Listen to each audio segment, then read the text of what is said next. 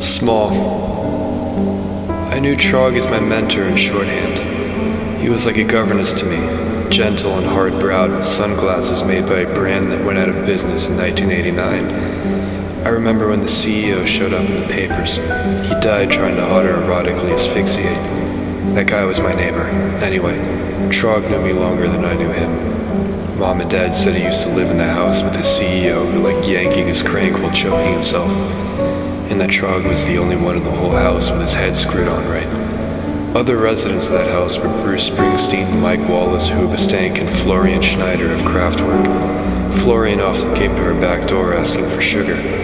We would see him unloading bags and bags of sugar out of his Mini Cooper and loading it into the kitchen, where he placed it in the window. Everyone knew he had sugar, but no one ever figured out why the fuck he kept asking for it. We don't even think he used the sugar he bought. The last resident was untouched, but he's too gay for this story. When Trog was discovered to have a PhD in psychedelicology, a law degree in social justice, and that he was a certified tool, my parents adopted him as an unofficial godson. Every night since then he slept in a crib that they bought for me, their future son. Often he played Chex Quest on his ThinkPad in that crib, and sometimes I can still hear the whole grain massacre in the dead of night.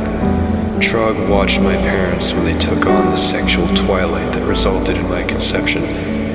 He recorded on gramophone on the hour. Anal, now deep vaginal. Ejaculation achieved. Armpits now, more blood thinner to keep him going. A little coffee, now prostate squeezing, now hair sex. The words echo in my bedroom when it's hard to sleep, and then it becomes easier. He transferred it to CD after many years, and it never left my Walkman again. When he would sleep with him late at night and feel me kicking, he would often press on my mother's stomach until he could feel the form of my fetus's body. He would stroke it and run his fingers down her belly like he was gracing spaghetti over my entire body. To this day, I sleep in a spaghetti bed all by myself. I enclose myself in the olive oily goopy mess every night until I literally pass out on oil fumes. 12 hours and numerous dead brain cells later, I awake to the sound of Trog dry heaving into my opened computer. But I'm getting ahead of myself. When I was born, which my dad said was like a kidney bean sliding out of a sleeping bag, Trog raised me like he was my father for 5 years. Over that course of time, I came to resent my actual father, and Trog endorsed my investment in black clothing and Children of Bodom CDs. It would be years until I realized CLB were douchier than Calvin Harris after Flashback. The number of times I punched him in the taint for that is uncountable, and I think I achieved a number that scientists will never understand.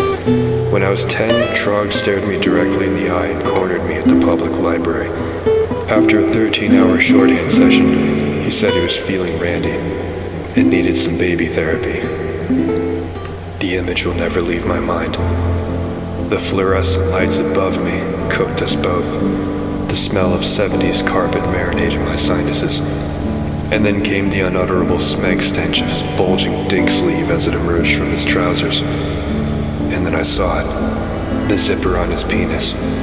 It looked like it went all the way down to the scrot, stopping at the taint, which I had bruised hellaciously only 3 weeks earlier.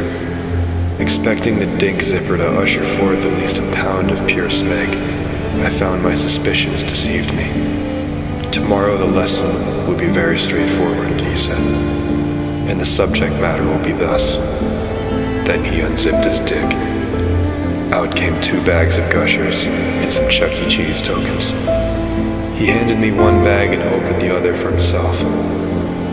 There in the library stacks, inches from one another, his big stank daddy dick and my sweaty baby spaghetti face, silently working Gushers around in our mouths.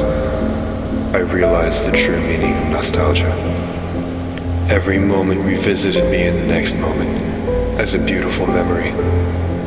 Even now, I feel the carpet's aroma, the taste of the chewables in my mouth, the sight of dong cheese dripping from his bulbous foreskin. Some memories are themselves reality. 2 weeks ago, I drove him to the airport. He had to leave the country, or else the IRS would slam him for a lifetime of tax evasion. Before he let the plane take off, he made a scene and came back out to me in the terminal.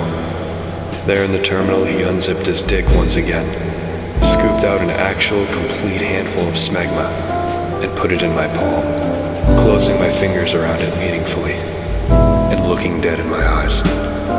This excess is your treasure now, Bunny.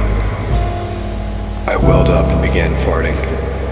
Before someone called the police, he ran back on the plane and probably hid under the floor. I forget where he was going. It didn't matter. It still doesn't. Here as I type, I sample sweeps of the tongue across the surface of the smeg.